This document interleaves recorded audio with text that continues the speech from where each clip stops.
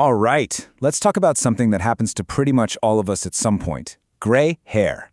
We see it in the mirror, and we've always been told, oh, it's just your genes, or you're just getting older. But what if that's not the whole story? What if there's something else going on entirely? Let's get into it. Yeah, you heard that right. This is the big idea for today. We're going to completely throw out that old, tired narrative. It's time to reframe how we think about those silver strands. And trust me, it's a game-changing shift in perspective. And there it is, starvation. Now, I'm not talking about an empty stomach. I'm talking about your hair follicles, the little factories that build your hair, being starved of the specific, crucial raw materials they need to create color.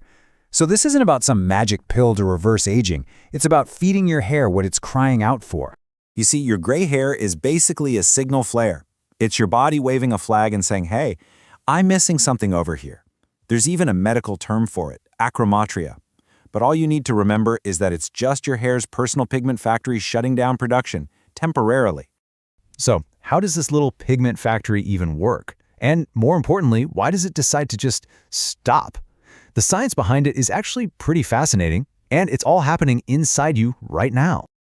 Okay, get ready for this, because it's a little wild. Your body, right now, is producing hydrogen peroxide. And yes, I mean the exact same chemical that people buy in a bottle to bleach their hair blonde. It's just a natural byproduct of your metabolism. So why doesn't our hair turn white when we're young? Well, this slide breaks it down perfectly. When we're younger, we have tons of an enzyme called catalase. Think of it as a super efficient cleanup crew. It swoops in and breaks down that natural bleach into harmless water and oxygen. But as we get older, our catalase production can drop. And when that happens, the bleach starts to build up, and it literally bleaches our hair color from the inside out. But here is the really good news. We can absolutely fight back. And this isn't about some complicated, expensive supplement regimen. Nope, it's a simple grocery list. I call it the 6-food color protocol, and it targets the real root causes of why we go gray. Okay, first up is a food that I know might be a little controversial, but if you're serious about this, it is non-negotiable. I'm talking about beef liver. Now hold on, before you click away, just hear me out on the science here. It's that important. So your hair's pigment factory runs on an enzyme called tyrosinase. But here's the catch. That enzyme is totally useless without copper. No copper, no pigment. It's that simple. Think of your hair follicle as a printer. Beef liver is the ink cartridge. A study in biological trace element research found a direct, clear link between low copper levels and premature graying. And you don't need much. Just about 4 ounces once a week, that's it. All right, let's move on to food number 2. Now that we have the ink, we need to deal with that internal bleach we just talked about. And for that, we're going to turn to almonds. If beef liver is the ink, almonds are the neutralizer. They're absolutely packed with zinc and manganese, and those two minerals are what your body uses to build that cleanup crew enzyme, catalase. More catalase means less internal bleach, which means the color you're making can actually stick around. And here's a little pro tip for you. Soak your almonds in water overnight. It makes all those amazing nutrients way easier for your body to absorb. Okay, on to number 3. We have the ink, we have the neutralizer, but now we need to make sure all these goodies can actually get delivered to the hair follicle.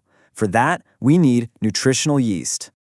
Nutritional yeast, or nooch, as some people call it, is an absolute powerhouse of vitamin B12. And this is so important because as we get older, our ability to absorb B12 from meat actually goes down. A B12 deficiency is one of the top reversible causes of graying. So if your blood vessels are the highways, think of B12 as the fuel for the delivery trucks. Without the fuel, all those amazing nutrients we're eating just can't get to the factory. For our 4th food, we have to lay the foundation for everything else to actually work. It's so often overlooked when we talk about hair, but it's absolutely critical. I'm talking about sauerkraut. Look, you can eat all the perfect foods in the world, but if your gut can't absorb the nutrients, it's all for nothing. It's like pouring water on concrete and expecting a garden to grow. Fermented foods like sauerkraut feed your gut the good bacteria it needs to heal itself and absorb everything properly. There's this thing called the gut-skin axis. Basically, a happy gut means happy skin and, you guessed it, happy hair.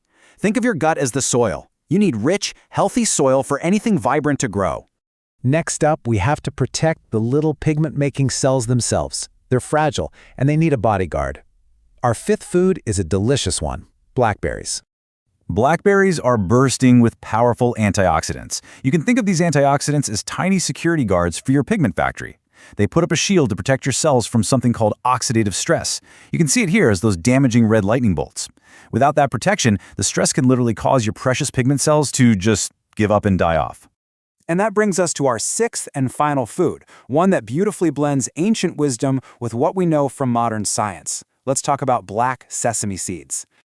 For literally thousands of years, traditional Chinese medicine has pointed to black sesame seeds as a remedy for gray hair. And now, modern science is showing us why. They are incredibly dense in hair-critical minerals like iron and zinc. You can think of these little seeds as spare batteries for your hair follicles, making sure they always have the charge they need to do their job and produce color. So let's just do a quick recap. This is your new shopping list. You've got beef liver, the copper ink cartridge, almonds to boost your catalase cleanup crew, nutritional yeast for the B12 fuel, sauerkraut to create healthy soil in your gut, blackberries to act as security guards, and black sesame seeds for those spare mineral batteries. Okay, so now you have the knowledge, you have the shopping list. Let's talk about what to expect when you actually start putting this into practice.